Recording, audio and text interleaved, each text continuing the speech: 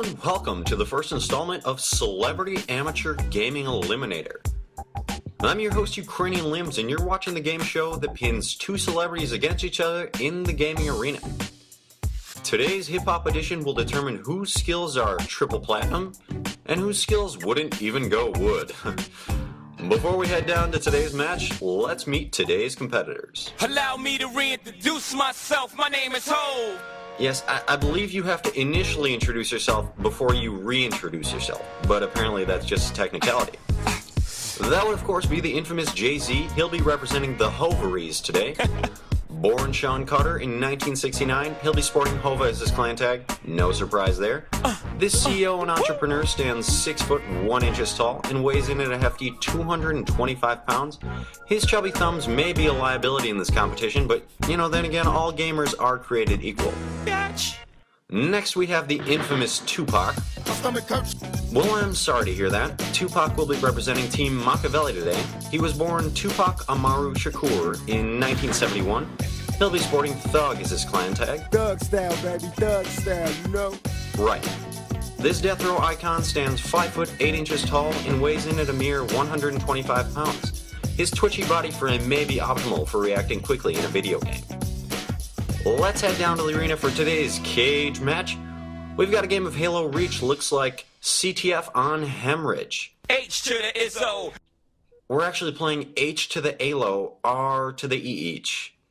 Let's hop on board with Jay to start things off. Young Hov in the house is so necessary. We know you're in the house, per se. Now why you fronting on me? Is that necessary? I'm not fronting on you, Jay. My stomach hurts. I'm sorry to hear that. Perhaps you should grab a snack. It ain't my fault. Well, I don't give a shit, so... Play nice, gentlemen. Now, Jay, what's your strategy going into this game? They'ma murder me, so I gotta murder them first. I suppose that works. What made you choose the drop shield on a map like Hemorrhage? Nobody gon' Wesley snipe me. A surprisingly sensible answer. Wow. Tupac, what's your strategy? Run loud, but be smart. Fascinating. However, I noticed you're crouching in the corner this whole time. Why are you so intent on camping? I only got one life to live. I believe you may be confusing real life with the video game. You see, if you die in this, you'll simply respawn. Drop that shit. Yes, I see you're using the drop shield, but you're still playing like a camper. Now, Jay, I realized your drive-by tactics have kind of failed you at this point. What's going through your mind as you realize real life doesn't translate to video games? Been shot at, shoot back. I suppose that makes sense, but it may be time to go back to the blueprint on that strategy. Moving onward. I know you were both big fans of Halo 3. What major differences have you seen with the release of Halo Reach? Jay? I don't know. And you, Tupac? I see no changes. I must agree with you on that. Nigga, it's a goddamn shame. Please don't call me that. But yes, a rather similar game despite the added loadouts. Now, Tupac, I hear you're an avid gamer in your spare time. You have a game battles team with Suge Knight, Nas, and Lil Mo. I think it's great that you and your close friends game together. Me and my niggas is so close, it's complicated. I'm not sure what to make of that. Tupac, that is warning number 2 for using that offensive slur.